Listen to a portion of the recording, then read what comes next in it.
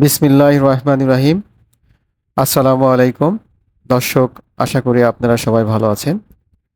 আজকে আমরা দেখানোর চেষ্টা করব যে শুধুমাত্র ঘাস দিয়ে কিভাবে গরু লালন পালন করা যায়। আমরা শুধুমাত্র অনেক দিন যাবতই আমি পরিকল্পনা করছিলাম যে আসলে দানাদার খাদ্য অ্যাভয়েড করে বাদ দিয়ে আমি কিভাবে আহ, গরু মোটা তাজাকরণ বা শুধুমাত্র গাভী দুধের গাভী পালন করা যায় সেটা নিয়ে আসলে অনেক দিন যাবতই পরিকল্পনা করছিলাম। পাইলট বেসিসে আমি এই জন্য একটা আহ, ঘাস কাটার মেশিন, মানে চপিং মেশিন বলে এটা। এটা আমি ঝিনাইদহ থেকে নিয়ে আসছি।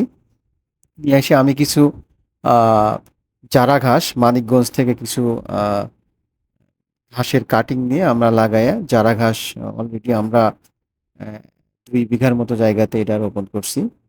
সেই সুবাদে আমরা চারা ঘাসটা চপিং করে আমরা এই গরুকে খাওয়াচ্ছি। এবং দেখা যাচ্ছে যে শুধুমাত্র যদি আমি চারা ঘাস দিয়েই এই গরুকে আহ, খাবারটা খাওয়াই, তাহলে সে খুব সুন্দরভাবে, মানে সবসময় সুন্দরভাবে ঘাসটা খায়, কোনো কিছু আর দেওয়ার প্রয়োজন হয় না। তো এই জন্য আমরা প্রতিদিনই 4 থেকে 5 আটি ঘাস কেটে নিয়ে আসি আমাদের জমি থেকে, নিয়ে আসে চপিং করে। আমার মামা আমার মামা এটা সব ম্যানেজ করে গরুগুলা।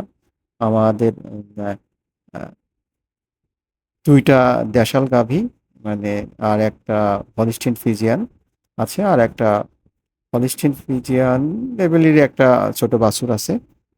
আহ, সেইটাকে আমরা এই ঘাসগুলো খাওয়াই এবং আমাদের ইনশাল্লাহ রেজাল্ট বেশ ভালো।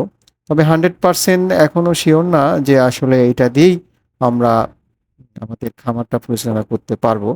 তো আমি চেষ্টা করতেছি যে শুধুমাত্র এই ঘাস দিয়েই আমি এই গরু পালন করবই ইনশাল্লাহ। দেখা যাক কি হয়।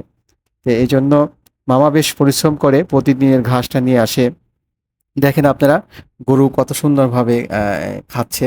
দেওয়ার সাথে সাথে সে সুন্দরভাবে, মানে মানে মনের মাধুর্য মিশে এসে আহ, কোনো দিক না তাকে সুন্দরভাবে ঘাসগুলো সে খাচ্ছে। আহ, একটা মানে টুকরাও সে রাখে না, সব খেয়ে ফেলে। তো মানে এত সুন্দরভাবে সে খায়। নর্মালি খড় দিলে পরে ঘাস মতো সে গরুটা আসলে এই খায় না। আর আমরা ইনিশিয়ালি ঘাস দিয়েই এটা আহ, করছি যে আসলে এই ঘাস দিয়ে আসলে শুধুমাত্র গরুটা মোটাতাজাকরণ বা গাভীগুলো পালন করা সম্ভব কিনা। এই ঘাস খাওয়ার শেষে আমরা কিছু সাদা পানি দেই।